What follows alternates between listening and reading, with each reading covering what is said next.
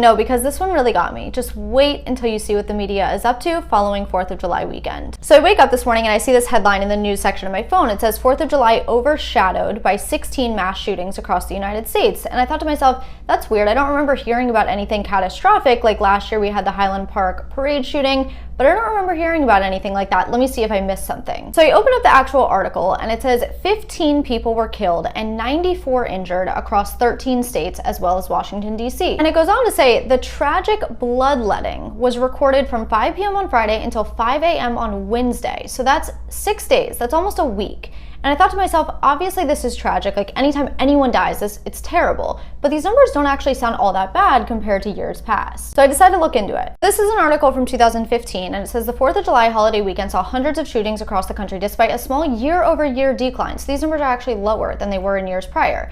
At least 107 people were killed and another 283 injured from Friday to Sunday. So this was recorded over 3 days, whereas this year the numbers were recorded over 6 days, and yet the numbers this year were significantly lower than the 2015 numbers. A bit more recently in 2020, the numbers in Chicago alone over 4th of July weekend, 87 were shot and 17 were killed. Those numbers basically match the numbers of this year in the entire country. This article from 2021 says over 4th of July weekend, 233 people were killed and 618 were injured. And that's a 26% drop from 2020. And when you look into when those numbers were recorded in 2020 and 2021, it says from 5 p.m. Friday through Monday. So again, this was a 4-day period compared to the 6-day period that numbers were recorded this year. Finally, last year, 2022, 220 people shot and killed over the 4th of July weekend. Now, let me remind you, this year, 15 people were killed, 94 injured, not even 100 people injured. Yet, this is the headline.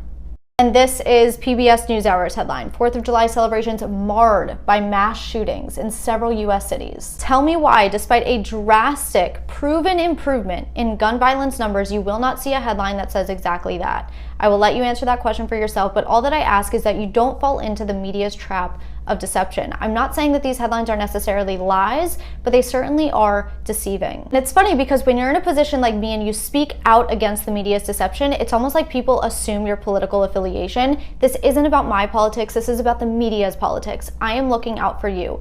Read beyond the headline, do your own research.